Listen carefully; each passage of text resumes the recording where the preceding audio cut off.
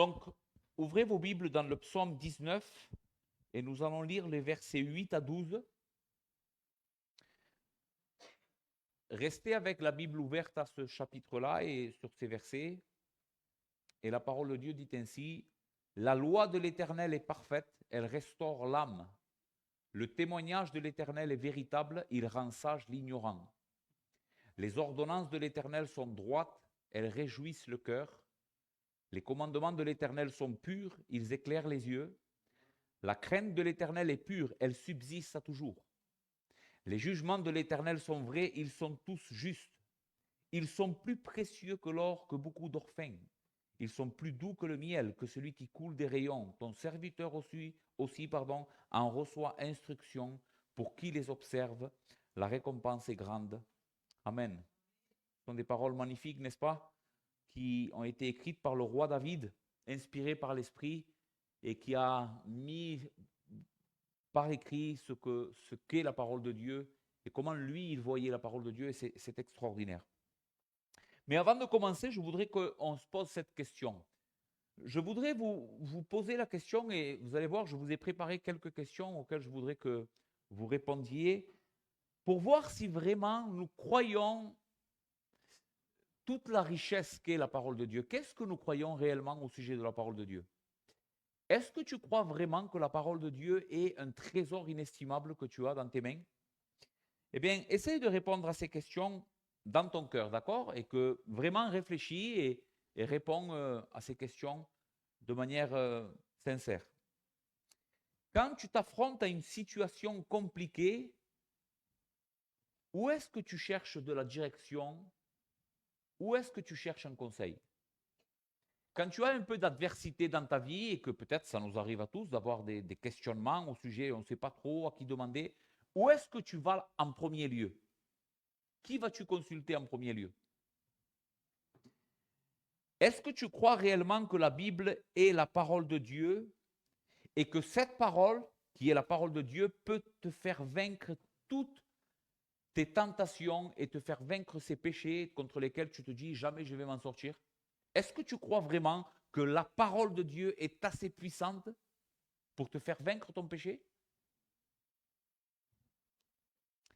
Est-ce que tu crois que la parole de Dieu a besoin d'être actualisée? Vous savez que les Écritures, donc le dernier livre qui a été écrit, inspiré, c'est Apocalypse, et donc c'est après Jésus-Christ. On date Apocalypse d'à peu près après 90 de notre ère. Donc, il y a plein de choses qui se sont découvertes après ça et qu'aujourd'hui on connaît. Et que la Bible ne parle pas de ces choses. Par exemple, la Bible ne parle pas de l'intelligence artificielle. Et donc, est-ce que tu crois que la Bible a besoin d'être actualisée parce qu'elle ne traite pas de toutes les choses que l'homme a besoin de savoir pour vivre bien avec Dieu? Est-ce que tu crois que la Bible est un livre qui doit être actualisé? Non. La Bible est toute suffisante et elle parle de tout ce qu'on doit croire et savoir au sujet de Dieu et de nous-mêmes. Dernièrement, considères-tu que les Écritures sont ton meilleur conseiller? Réfléchis à cette question, parce que celle-ci, elle est importante. Est-ce que tu considères que les Écritures saintes sont ton meilleur conseiller? La personne, la personne, parce que c'est Dieu qui parle, à qui tu peux aller quand tu as besoin de direction et de conseils pour qu'il te guide dans la vérité. C'est ce que nous allons essayer de voir ce soir et vous allez voir, j'espère que le Seigneur va m'aider. Quand vous ressortiez d'ici, je veux que vous ayez les yeux ouverts sur la valeur infinie que possèdent les Écritures. La Bible déclare que c'est le plus grand trésor que Dieu a pu donner à l'humanité, c'est sa parole. Ok, pourquoi avons-nous besoin de cet enseignement ce soir? Particulièrement nous, peut-être que tu te dis, oui, mais c'est une église chrétienne, pourquoi parler de la vérité de la parole? Eh bien parce que, qu'est-ce qu'on a fait durant ces dernières années, ou qu'a fait l'église évangélique durant ces dernières années? On a cherché plutôt à adapter le message au monde, au lieu de chercher à que le monde s'adapte au message. Ça, c'est ce qu'a fait l'Église jusqu'à maintenant de manière approximative, mais on a cherché à dire, bon, les gens ont besoin de la parole de Dieu, mais on va chercher aussi à leur donner autre chose. Donc c'est pour ça que dans la majeure partie des églises aujourd'hui, on chante pendant 2 heures et on prêche pendant 10 minutes. Parce qu'on croit que les personnes n'ont pas besoin d'être instruites, elles ont besoin de passer un bon moment, de se sentir bien. Alors je ne suis pas contre ça, contre passer un bon moment et être bien dans la présence de Dieu, il faut. Mais à cause de cette vision de choses, donc on a adapté un peu la parole de Dieu et ce que la parole de Dieu enseigne au monde au lieu de prêcher fidèlement la parole et que le monde s'adapte à la parole. C'est nous qu'on a besoin d'être transformés à l'image de cette parole et pas le contraire. Maintenant, si on pousse un peu plus loin ce raisonnement, pourquoi l'Église a pensé de cette manière-là? Parce que nous avons pensé que les Écritures ne sont pas suffisantes. Retiens ce mot. L'Église ne croit plus dans la suffisance des Écritures. C'est ce que les grands réformateurs du 15e, 16e siècle ont prêché et ont donné leur vie pour ça. La Bible est suffisante et la seule chose que les hommes ont besoin d'entendre, c'est le message que ce livre proclame. Mais le texte que nous avons aujourd'hui devant nous est justement un hymne, un cri lancé vers le monde et vers l'Église, que la chose qui a le plus de valeur et à laquelle nous avons le plus besoin de nous attacher et d'y faire attention, c'est la parole de Dieu inspirée. Dans le psaume 2, qui est très facile en réalité à diviser, ce psaume a une division très claire et nette, il est divisé en 2. David va nous parler de 2 grandes sources de révélation que Dieu a données à l'humanité. Et la division de ce psaume dans sa totalité, c'est nous voyons la première révélation que Dieu a donnée à l'humanité et ensuite nous voyons la deuxième révélation que Dieu a donnée à l'humanité. Car oui, frères et sœurs et amis, Dieu se révèle. Dieu parle. Dieu nous enseigne. Dieu n'est pas un Dieu qui a créé et qui ensuite s'est caché de sa création pour que personne puisse le connaître. Au contraire, Dieu s'est révélé. Et vous savez pourquoi cette vérité est importante au sujet de Dieu, que ce soit Dieu qui se révèle, parce que ce Dieu est tellement grand, écoute bien, que s'il ne se révèle pas lui-même, on serait incapable de comprendre quoi que ce soit sur lui. Il est tellement grand, tellement transcendant, il nous dépasse tellement. À un moment donné, Dieu dira, mes voix ne sont pas vos voix. Autant les cieux sont élevés au-dessus de la terre, autant mes pensées et mes voix sont élevées au-dessus des hommes.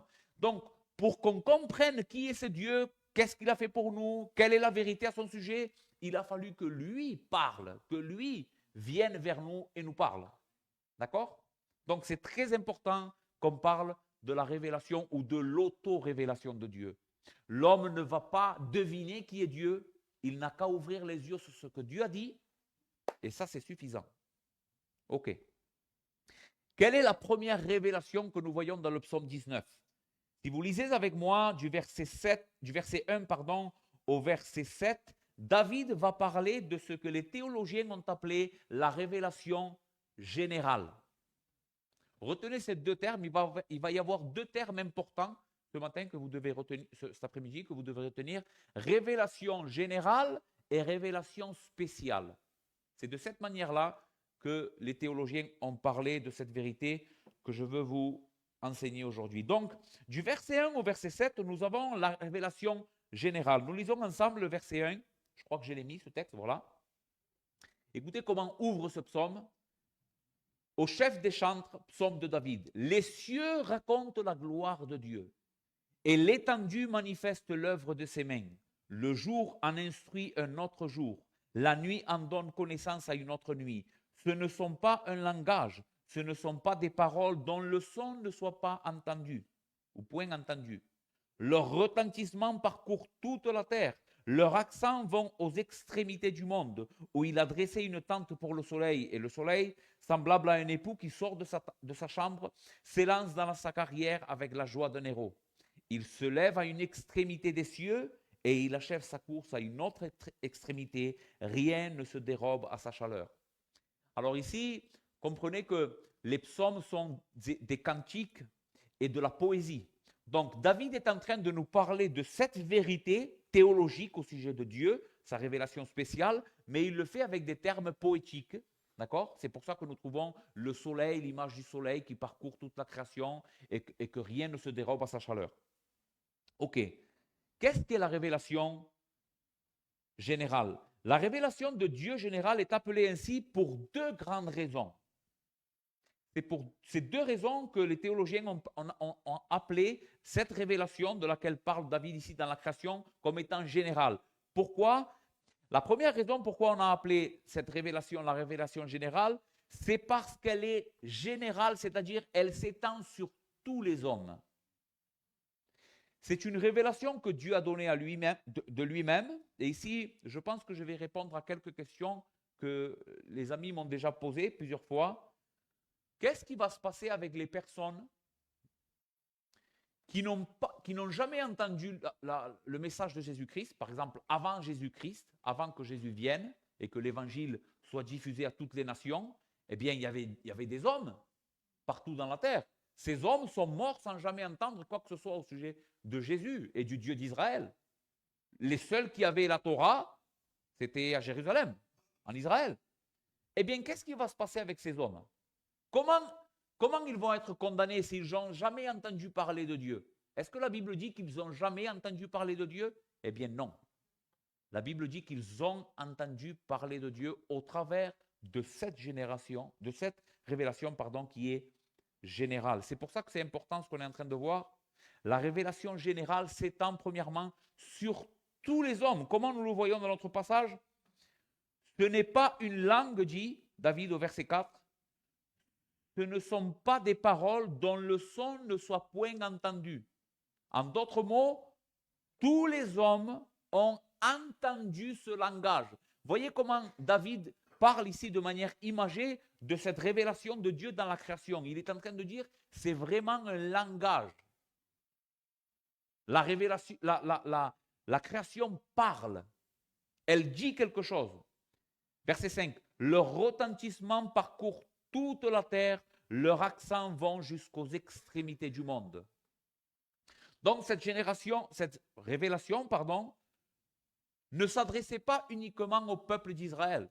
Ce n'était pas seulement David et les habitants de Jérusalem et d'Israël qui connaissaient ce message au sujet de Dieu. Non, le texte dit, cela est allé jusqu'aux extrémités du monde. Et David prend l'image du soleil. Qu'est-ce que fait le soleil? Est-ce qu'il y a un homme qui peut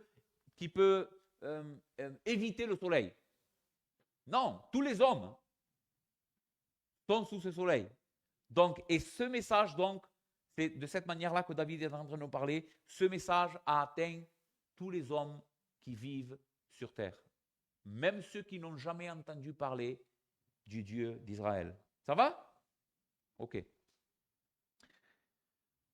Donc, au travers de ce texte et d'autres dans les Écritures, nous comprenons que cette révélation de Dieu qui est imprimée dans la nature et dans ses œuvres, dans les œuvres que Dieu a fait, est une révélation qui est ouverte à tous les êtres humains, sans distinction.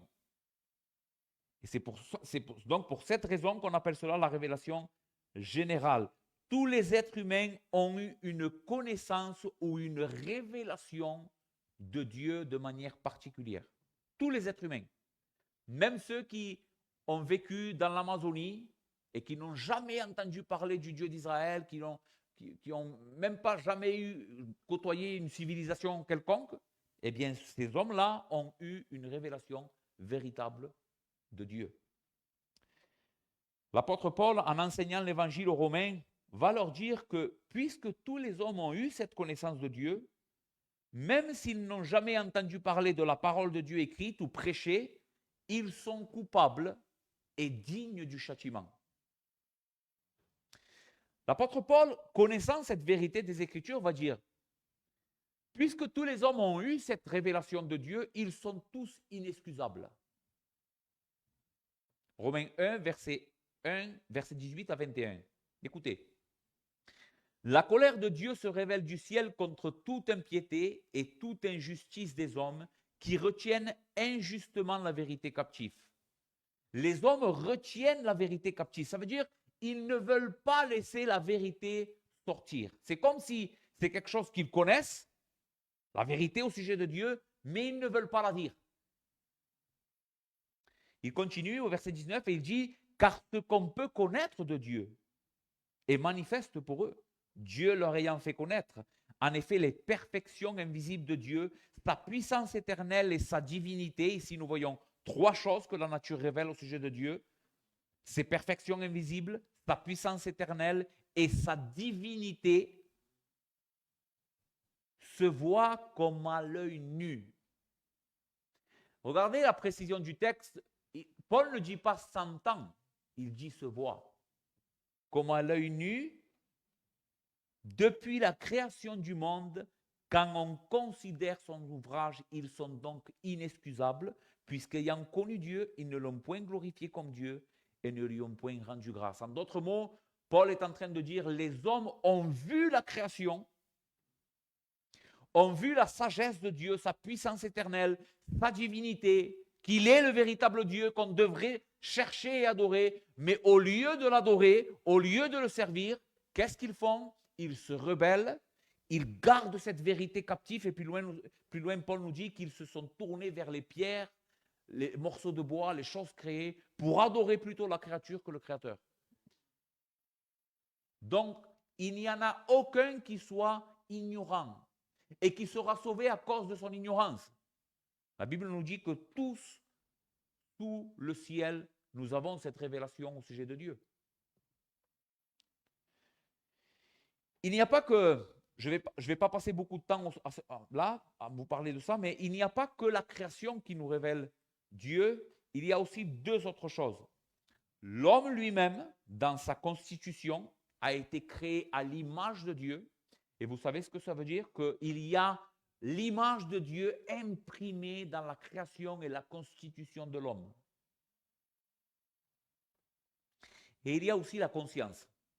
Donc nous avons trois choses qui rendent témoignage, sans qu'il y ait cette parole, que le Dieu véritable, le Père de notre Seigneur Jésus-Christ est le Créateur de toutes choses et que Jésus-Christ est le Seigneur qu'on devrait chercher, croire en lui et vivre pour lui.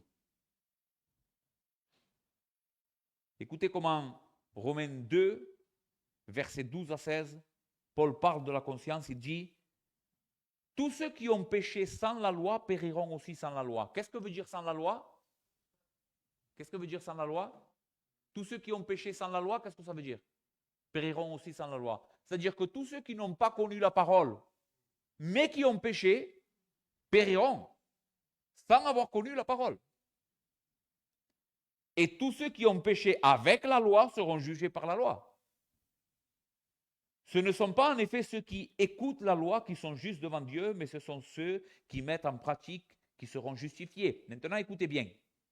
Quand les païens qui n'ont point la loi font naturellement ce que prescrit la loi. Ici, Paul prend l'exemple des non-juifs qui ne connaissaient pas du tout la parole de Dieu et il dit, ils font naturellement ce que prescrit la loi. Maintenant, la question que nous devons nous poser, c'est qui naturellement leur a enseigné ce que prescrit la loi? Leur conscience. Il continue à le dire. Ils sont eux-mêmes qui n'ont point la loi, une loi pour eux-mêmes. Ils montrent que l'œuvre de la loi est écrite dans leur cœur, leur conscience en rendant témoignage et leurs pensées s'accusant ou se défendant tour à tour. C'est ce qui paraîtra au jour où, selon mon évangile, Dieu jugera par Jésus-Christ les actions secrètes des hommes. Paul est en train de nous dire ici qu'un jour, les hommes seront jugés selon leur conscience. Parce que les hommes savent ce qui est bien et ce qui est mal, même quand personne ne leur dit. De manière naturelle et innée, nous avons un sentiment de ce qui est juste, de ce qui est bon, de ce qui est agréable, et nous savons ce qui est mauvais, ce qui est péché et ce qui n'est pas la gloire de Dieu. Nous le savons, même si on n'a jamais lu ce livre. Pas de manière bien sûr parfaite, mais l'homme sait. Et c'est intéressant de voir que Paul utilise ici la conscience ou parle de la conscience comme un tribunal, s'accusant tour à tour et se défendant. C'est comme si la conscience serait dans un tribunal et nous voyons que elle accuse, elle défend l'accusé. C'est ce qui se passe vraiment. Quand un homme pêche ou est dans une situation où il ne sait pas trop, souvent la conscience se réveille et lui dit non, ne fais pas ça. C'est pas ce que tu devrais faire. Donc, la création, l'image de Dieu dans l'homme et la conscience sont une base, et écoutez ici, c'est très important, suffisante pour condamner tous les hommes. La création, l'image de Dieu imprimée dans l'homme et sa conscience sont une base suffisante pour le condamner, mais pas pour le sauver. La révélation générale, elle est suffisante pour nous condamner, mais elle ne peut pas nous sauver. Elle ne peut pas te donner la connaissance qui te mène au salut. Pourquoi ? Et c'est pour cette raison que Dieu a donné une deuxième source de révélation, qui est la révélation spéciale, parce que personne, en regardant un coucher du soleil, a pensé « Car Dieu a tant aimé le monde qu'il a donné son Fils unique, afin que quiconque croit en lui ne périsse point, mais qu'il ait la vie éternelle. » N'est-ce pas ? Qui, en regardant un coucher du soleil, pense à Jésus, s'il ne sait rien de Jésus? Personne. En regardant un coucher du soleil ou la nature, tu peux dire « Le Dieu qui a fait ça est grand, il est puissant. Ses œuvres sont extraordinaires. » Mais jamais ça te traverserait la tête que ce Dieu qui a tout fait a donné son Fils pour pardonner tes péchés. A porté sur une croix la malédiction qui devait tomber sur toi. Que le juste a été fait malédiction pour que l'injuste puisse aller au ciel. Jamais. Ce n'est pas un message. La Bible dit, ce ne sont pas des choses qui sont montées au cœur de l'homme. Jamais on aurait pu imaginer que le plan du salut, c'était la personne et l'œuvre de Jésus. Personne. Mais Dieu a donné une autre source de révélation, la révélation spéciale, ce livre, pour nous donner la connaissance de Jésus-Christ pour être sauvé. Ok. Et ça, c'est une œuvre de sa miséricorde, les frères. C'est une œuvre de sa miséricorde. Dieu est un Dieu de grâce et de miséricorde, qui nous a donné les Écritures. Vous comprenez pourquoi, on n'a pas encore touché vraiment le texte, mais vous comprenez pourquoi ce livre est tellement grand. C'est la seule chose qui peut nous révéler le Dieu véritable et comment être sauvé. Ok, passons maintenant donc à la deuxième source de révélation de Dieu, la révélation spéciale. Et c'est à cette révélation de Dieu dans les Écritures que le David, et le texte que nous avons lu tout à l'heure, parle. À partir du verset 8, relisez avec moi le verset 8. Et la première chose que nous voyons des versets 8 au verset 10, que David veut laisser clair pour tout le monde au sujet de la parole de Dieu, c'est que cette parole est la parole de Dieu. Je sais que ça paraît répétitif, mais David ouvre ce psaume, parle de la révélation spéciale en disant, voilà, la loi ou la Bible ou la révélation de Dieu, la révélation spéciale, Dieu en est l'auteur. Comment nous le savons? Lisez avec moi. La loi de l'Éternel est parfaite, elle restaure l'âme. Le témoignage de l'Éternel est véritable, il rend sage l'ignorant. Les ordonnances de l'Éternel sont droites, elles réjouissent le cœur. Les commandements de l'Éternel sont purs, ils éclairent les yeux. La crainte de l'Éternel est pure, elle subsiste à toujours. Les jugements de l'Éternel sont vrais, ils sont tous justes. Et les frères, si nous lisons ces versets, à qui appartient cette révélation? À l'Éternel. La Bible est la parole de l'Éternel. Ce ne sont pas les paroles des hommes, ce ne sont pas l'enseignement des hommes, c'est l'enseignement et la loi du Dieu Tout-Puissant.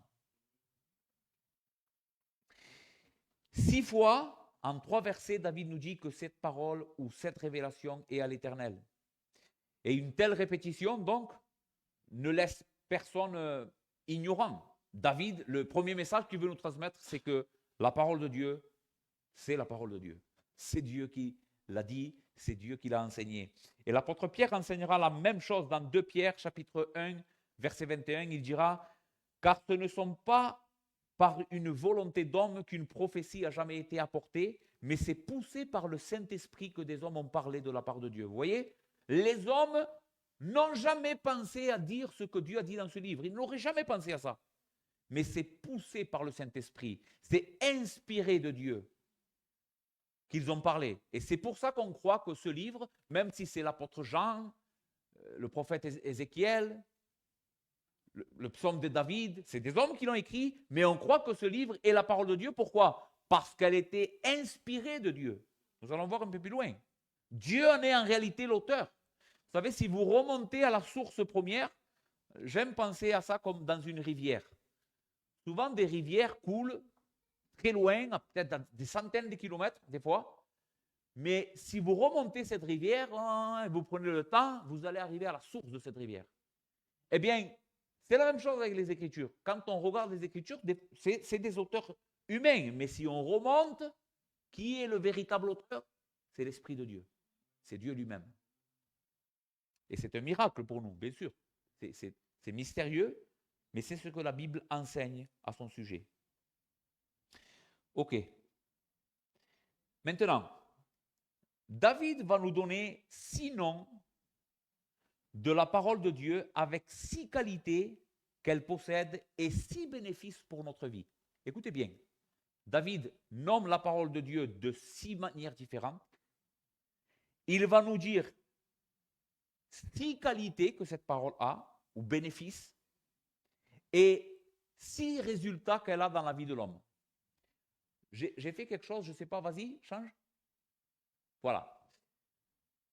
En vert, vous avez les noms de la parole de Dieu. OK? En bleu, vous avez sa qualité ou quelque chose qui la qualifie. Et en rouge, vous avez ce qu'elle produit dans l'homme. C'est bon? OK. Nous allons essayer de voir chacune de ces phrases au sujet de la parole et ensuite nous avons fini. La première chose que David dit, c'est la loi de l'Éternel. Tu peux le laisser là si tu veux. Est parfaite, elle restaure l'âme. Et ici, la loi de l'Éternel est le premier nom que David va donner aux Écritures. La parole originelle employée ici pour la loi, c'est la Torah. Certainement que vous connaissez ce mot Torah. Ok. Vous savez ce que Torah veut dire? Plus précisément, on sait que les Juifs parlent de la Torah comme la Bible. D'accord? En tout cas, leur Bible, la première partie, l'Ancien Testament. Mais Torah veut dire plus précisément instruction, enseignement. Et on pourrait dire quelque chose de plus manuel. C'est un manuel. Ce qui met l'accent sur la nature pratique et instructive des Écritures. La loi, la Torah de Dieu est un manuel et une instruction pour les hommes. Donc, il est important aussi de dire que quand David parle de la Torah, il n'est pas en train de penser uniquement aux 5 premiers livres du Pentateuque écrits par Moïse. Mais David est en train de parler ici de la parole de Dieu. Bien sûr que à son époque de David, les épîtres de Paul n'existaient pas. Parce que j'ajoute ici un peu de difficulté ce soir, mais on croit que la parole de Dieu est une révélation progressive, jusqu'à arriver à Jésus-Christ et aux épîtres, qui sont le culminement de la révélation de Dieu. Mais au moment où David écrit ce psaume, la Torah, il est en train de penser à tous les livres connus que le peuple avait dans ses mains.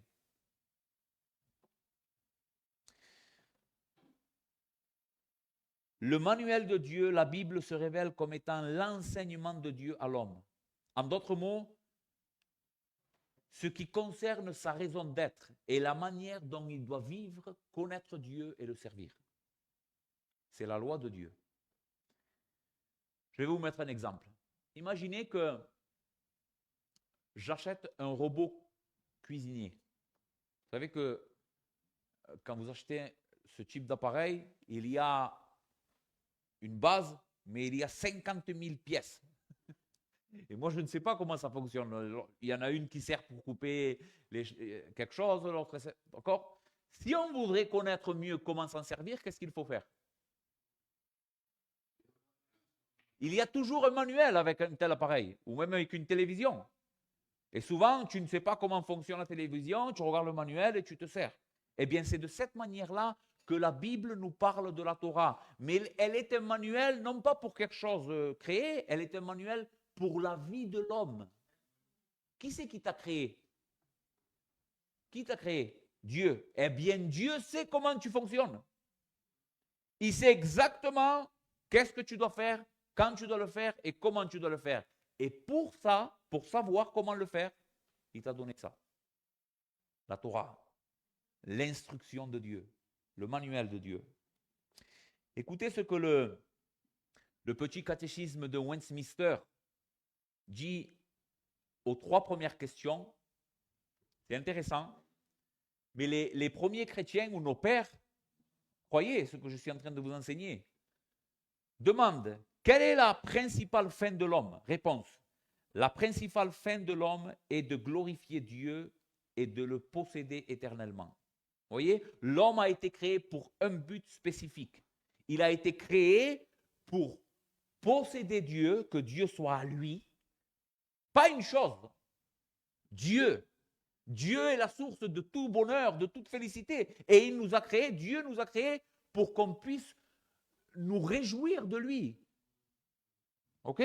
Ça, c'est la raison pour laquelle on a été créé. De la même manière qu'un robot a été créé pour faire de la cuisine, eh bien, l'homme a été créé pour se réjouir de Dieu. OK. Maintenant, regardez la question 2. Quelles règles Dieu a-t-il données pour nous enseigner comment nous pouvons le glorifier et le posséder? Le but, c'est qu'on ait Dieu et qu'on se réjouisse en lui. Mais comment le faire? Réponse, la parole de Dieu, qui est renfermée dans les Écritures de l'Ancien et du Nouveau Testament, est la seule règle qui nous enseigne comment nous pouvons le glorifier et le posséder. La seule chose qui peut nous amener à remplir le but pour lequel nous avons été créés, posséder Dieu et se réjouir en lui, c'est sa parole. Question 3. Qu'est-ce que les Écritures enseignent principalement? Les Écritures enseignent principalement ce que l'homme doit croire par rapport à Dieu et quel devoir Dieu requiert de l'homme. Vous voyez, c'est quelque chose que les chrétiens, les bons chrétiens, ont enseigné et ont pratiqué. Maintenant, quelle est l'ampleur? Quelle est l'ampleur de ce manuel que David est en train de nous enseigner au sujet de la parole de Dieu? C'est-à-dire, quel aspect de ma vie touche la parole de Dieu? Est-ce qu'il y a des aspects de ma vie que la parole de Dieu n'a rien à m'enseigner à ce sujet? Eh bien, écoutez ce que David dit. Il dit premièrement, donc, la loi de l'Éternel, le manuel de l'Éternel est parfait. Ça, c'est sa qualité. La loi de l'Éternel est parfaite. La parole parfaite ici veut dire complète. Il ne lui manque rien.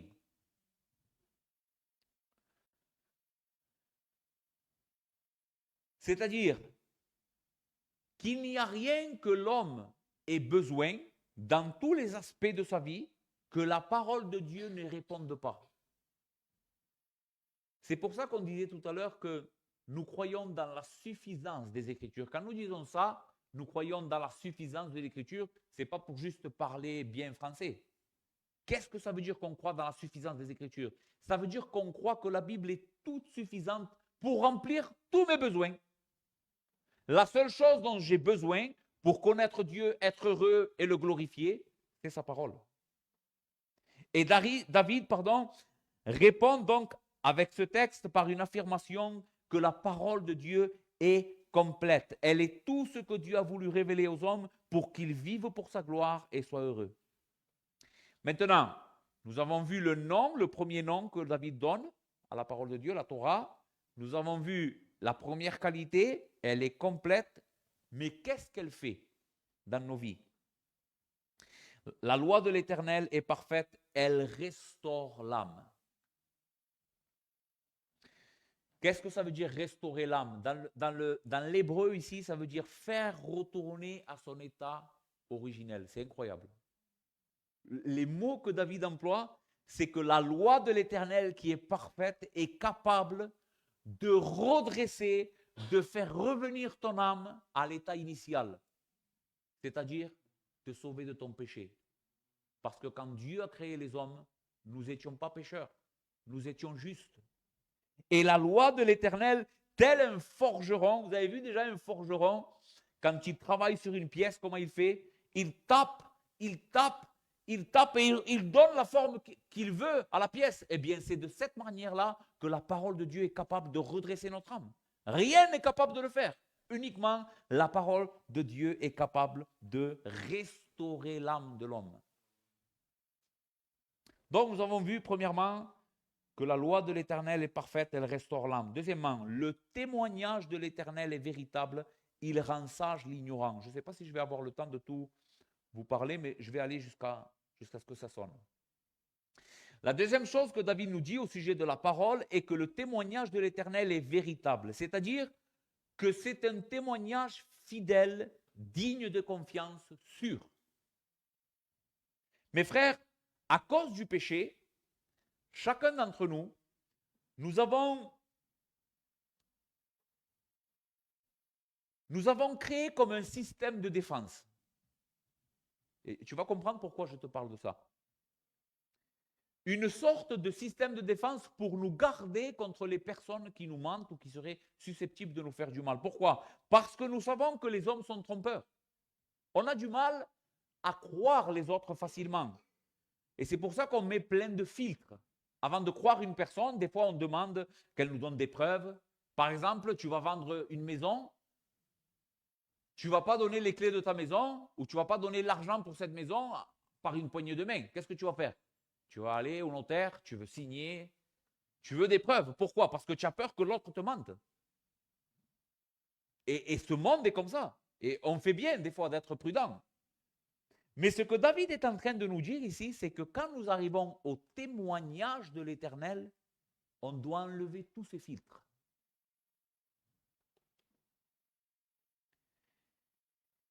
Nul besoin de se méfier de la parole de Dieu. C'est ce que David est en train de dire. Le témoignage de l'Éternel est fidèle. Tu peux y aller avec un cœur tranquille. Tout ce que ce livre va te dire, c'est la stricte vérité. Dieu ne ment pas. Dieu n'est pas un homme. Dieu ne trompe pas. Dieu ne te veut aucun mal, au contraire, il veut ton bien et ton salut.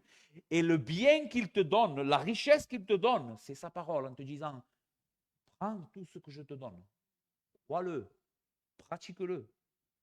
C'est la vie pour toi.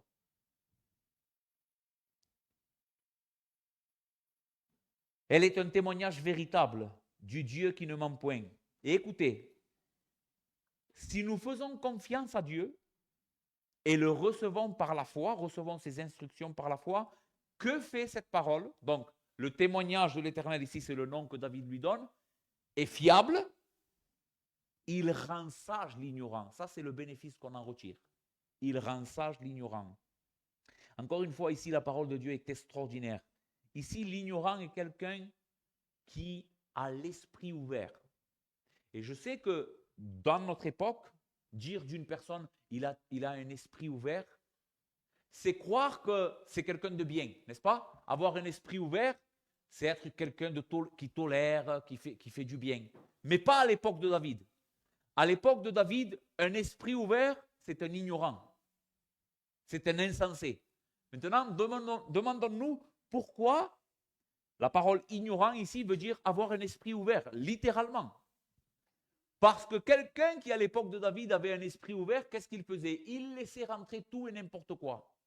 Et il laissait tous les faux enseignements et les mensonges du diable, il permettait que cela entre dans son esprit, dans son cœur, et le formate.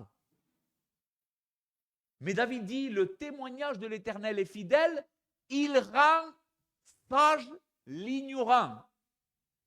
C'est-à-dire que le seul témoignage qu'il peut t'aider à filtrer entre le mensonge et la vérité, c'est la parole de Dieu. Quand un homme se nourrit de ce témoignage fidèle de Dieu, il va apprendre à faire le tri et à ne pas laisser rentrer tout et n'importe quoi. Il va apprendre au fur et à mesure à faire la part des choses. Je laisse rentrer ça parce que ça, c'est la vérité. Mais ça, je le laisse dehors. Aujourd'hui, on n'a plus un esprit ouvert, on a un esprit fermé au mensonge. On n'accepte pas le mensonge du diable. Regardez comme le psaume 119 le dira. Combien j'aime ta loi. Elle est tous les jours l'objet de ma méditation.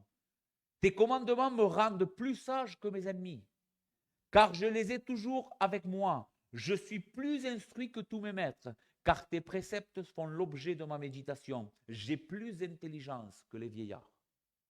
Qu'est-ce qu'a donné à cet homme une telle sagesse, une telle intelligence qui a surpassé tous ses maîtres? La parole. Il dit, j'ai ta loi constamment avec moi, c'est elle qui m'instruit, c'est elle qui me rend sage, c'est elle qui me rend intelligent et qui m'aide donc à voir et à faire la part des choses entre le mensonge et la vérité.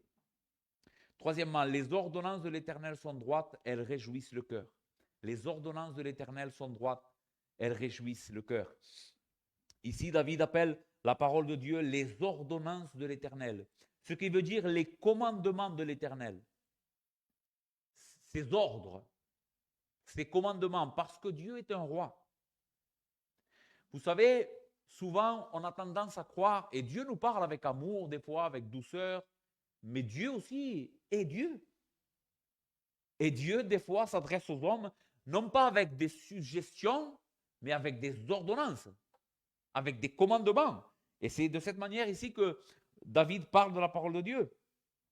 Il qualifie donc la parole de Dieu comme des commandements. Mais il dit, écoutez bien, quelle est la qualité ici des commandements? Ces commandements sont droits.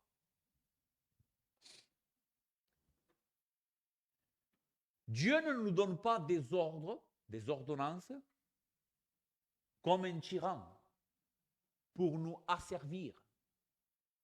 C'est des fois comme ça que les hommes voient les ordonnances de Dieu. Oui, mais Dieu, si je vais à la réunion, je deviens chrétien, je ne vais plus pouvoir faire ça, je ne vais plus pouvoir faire ça.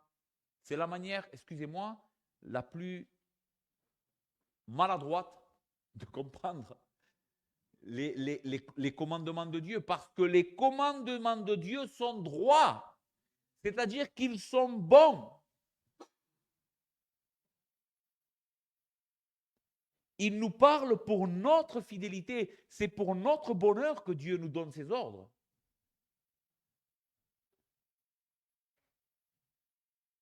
C'est pour cela que quand l'homme s'éloigne de la parole de Dieu et de ses commandements, il est un homme perdu et triste. Pourquoi? Parce qu'il s'est éloigné des commandements de l'Éternel. Il est allé vers ce qui n'est pas droit, vers ce qui n'est pas bon. Mais celui qui vient et qui aime les commandements de l'Éternel, qui se soumet aux commandements de l'Éternel, il va vivre la meilleure vie possible. Parce que ces commandements sont bons. Et donc celui qui reçoit ces commandements avec foi et qui les apprécie et qui les met en pratique, regardez ce que David dit. Ils réjouissent le cœur. Les commandements de l'Éternel sont droits, ils réjouissent le cœur. Notre Dieu est un Dieu qui aime profondément les hommes et qui désire de tout son cœur leur félicité, leur bonheur. Et comment est-ce que Dieu donne le bonheur et la félicité aux hommes? En leur donnant des commandements, en leur disant ne fais pas ça. Quand Dieu te dit ne fais pas ça, il n'est pas en train de te dire ne fais pas ça parce qu'il veut te gâcher ta vie et te rendre malheureux. Il te dit ne fais pas ça parce qu'il sait que la meilleure des choses pour toi, c'est que tu ne pratiques pas ça. Il t'aime. Comme un enfant, quand il lui dit quand son père dit à son enfant, ne mets pas les doigts dans la prise. Hein. Il ne lui dit pas, si tu as envie, tu ne mets pas les doigts dans la prise, mais si tu as envie, tu peux les mettre. C'est un commandement qu'il lui donne. Ne mets pas les doigts dans la prise. Mais pourquoi il fait ça? Parce qu'il veut son malheur? Non, c'est tout le contraire. Parce qu'il veut son bonheur. Eh bien, c'est de cette manière-là que Dieu nous parle et que Dieu nous donne ses commandements. Ok, les commandements de l'Éternel sont purs ou clairs et ils éclairent les yeux. Quatrièmement, les commandements de l'Éternel sont purs. Ici, la parole pur pourrait être traduite de deux manières différentes. Pur voudrait peut-être dire sans péché, sans souillure, mais ça peut pouvoir dire aussi limpide, clair, compréhensible. Et c'est de cette manière que je crois que c'est la meilleure traduction. Les commandements de l'Éternel sont clairs, sont compréhensibles. Pourquoi? Parce qu'il dit, ils éclairent les yeux. Vous voyez?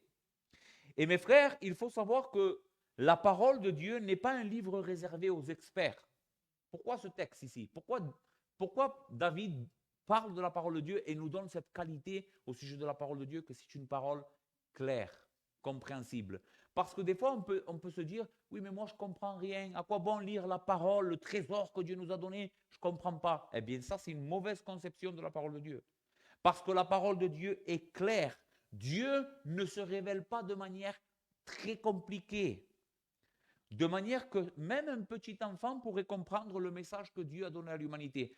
C'est sûr, il y a des passages qui sont compliqués, mais dans d'autres endroits de la Bible, cet enseignement compliqué est très clair dans un autre endroit. Donc, on ne peut pas passer à côté du message de Dieu. Écoutez ce que Paul dira à Timothée, dans 2 Timothée chapitre 3, c'est calolé. Toi, demeure dans les choses que tu as apprises et reconnues certaines, sachant que de qui tu les as apprises. Écoutez, dès ton enfance, tu connais les saintes lettres qui peuvent te rendre sage à salut par la foi en Jésus-Christ. Toute écriture est inspirée de Dieu et utile pour enseigner, pour convaincre, pour corriger, pour instruire dans la justice, afin que l'homme de Dieu soit accompli et propre à toute bonne œuvre. Depuis quand Paul dit que Timothée connaît les saintes lettres? Depuis sa tendre enfance. Et il dit, ces saintes lettres, Timothée, que tu connais depuis ton enfance, peuvent te rendre sage à salut par la foi en Jésus-Christ. Même un enfant, en lisant les Écritures, en écoutant la prédication, peut arriver à connaître Jésus et être sauvé. À comprendre le message de Dieu dans les Écritures.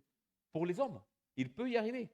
Et David nous dit, les commandements de la parole de Dieu est claire. Elle est limpide. Elle n'est pas compliquée. Ce n'est pas un message compliqué qui se contredit lui seul. Il y a d'autres religions, les frères, où vous lisez leurs livres. Il paraît y avoir de la sagesse dans tout ça, mais il se contredit tout le temps. Cinquièmement, la crainte de l'Éternel est pure, elle subsiste à toujours. Ici, la crainte de l'Éternel indique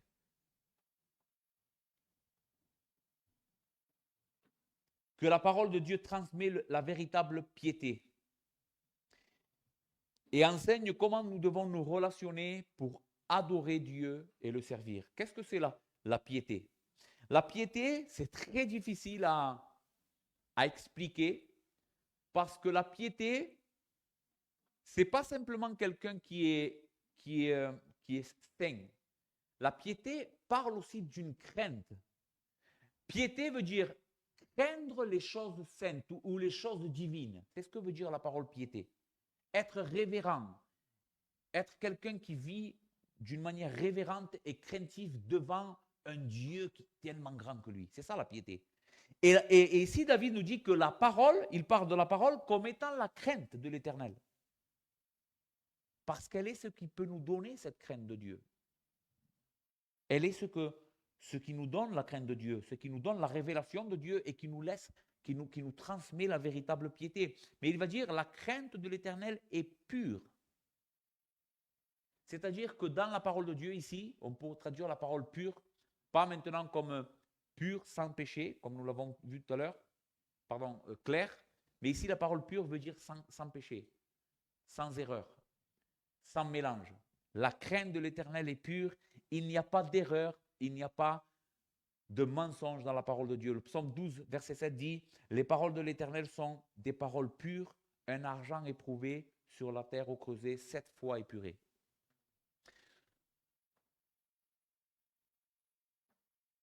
Et vous savez pourquoi cette parole est... Parce que cette parole est pure, Jésus dira dans Matthieu 24, 35, il dira, le ciel et la terre passeront, mais mes paroles, et ici nous avons une preuve extraordinaire de la divinité pleine de notre Seigneur, parce qu'il compare sa parole, il ne dit pas mais les paroles de l'Ancien Testament, il dit mes paroles ne passeront point. Maintenant, réfléchissons à ces deux textes et voyons ce que la Bible veut nous enseigner. David nous dit que la crainte de l'Éternel, qui est la parole de Dieu, est pure. Elle subsiste à toujours. Maintenant, quand est-ce qu'on remplace quelque chose? Francho, quand est-ce que j'ai besoin de remplacer une chose? Quand cette chose ne fonctionne plus ou c'est cassé ou c'est corrompu. OK? Mais le texte dit la crainte de l'Éternel est pure et parce que la parole de l'Éternel est pure, elle subsiste à toujours. C'est-à-dire que puisqu'elle ne se contamine pas, puisqu'elle est toujours ce qu'elle est, la vérité absolue de Dieu, qui n'a pas besoin d'être changée parce qu'elle va payer, alors elle subsiste pour l'éternité des éternités. Et Jésus attribue cette même qualité à ses propres mots.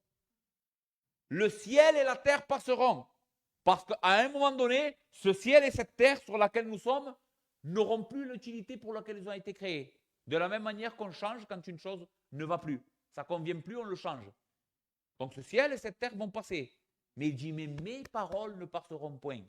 Cela veut dire que ces paroles ont la même qualité que la parole de l'Éternel, parce qu'il est l'Éternel. Dernièrement, les jugements de l'Éternel sont vrais, ils sont tous justes. Les jugements de l'Éternel sont corrects. Tous les jugements de Dieu sont vrais et justes. Écoute, qu'est-ce que ça veut dire? Qu'est-ce que ça veut dire rendre un jugement? Quand je juge quelque chose, qu'est-ce que je suis en train de faire, Diego? Et j'évalue. Je donne mon commentaire et mon évaluation sur cette chose. Et le texte dit, les jugements de l'Éternel sont vrais. Qu'est-ce que cela veut dire? Que tout ce que Dieu a dit au sujet de tout ce qu'il a parlé, peu importe de ce qu'il a parlé, mais ce que Dieu a dit à ce sujet, c'est vrai. Ce que Dieu a dit au sujet de l'homme, c'est juste. Ce que Dieu a dit au sujet du travail, c'est vrai. Ce que Dieu a dit au sujet du mariage, c'est la absolue vérité. Ce que Dieu a dit au sujet de la masculinité ou de la féminité, c'est vrai aussi. Et ce que les hommes disent, ils se trompent. C'est Dieu qui dit la vérité et pas les hommes.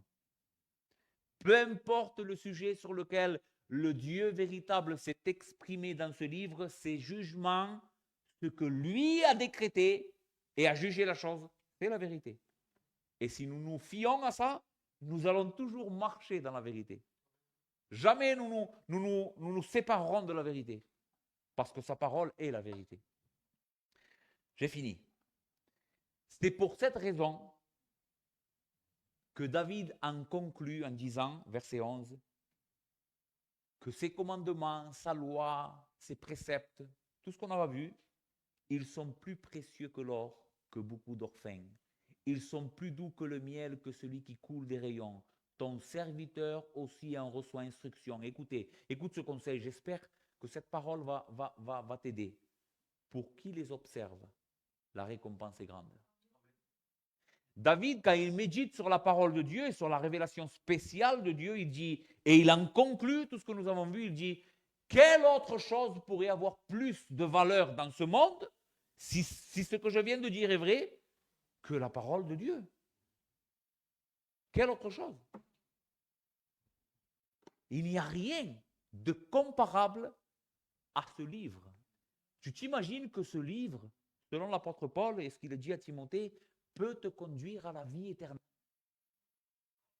et la félicité éternelle. Si tu crois ce que ce livre enseigne à ton sujet, au sujet du Dieu véritable, au sujet de son Fils Jésus-Christ, ce qu'il a fait pour toi, et tu mets toute ta confiance sur ce que ce livre dit, la Bible dit que tu vas hériter le royaume des cieux. C'est incroyable.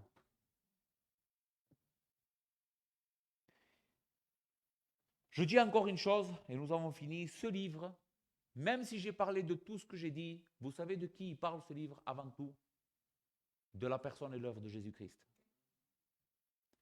C'est à ça que toute la révélation spéciale de Dieu pointe, vers le Fils unique de Dieu qui s'est fait homme, qui a pris ta place à la croix, qui est ressuscité, qui a été intronisé comme le roi des rois et le seigneur des seigneurs, qui est le roi des rois et le seigneur des seigneurs, le juge des vivants et des morts, c'est lui. Tout ce qu'il y a écrit là dans ce livre pointe vers lui. Parce que tout ce qui a été créé par lui, pour lui et de lui, non? Donc si tu veux, si tu as été intéressé par la Bible, tu te dis je vais lire la Bible parce que c'est le trésor, ne cherche pas autre chose que la personne de l'œuvre de Jésus. Peu importe où tu lises, que tu lises dans l'Ancien Testament comme dans le Nouveau, cherche Christ. Parce que si tu trouves Christ, tu trouveras le trésor que ce livre veut te donner. C'est lui le trésor. C'est lui la richesse.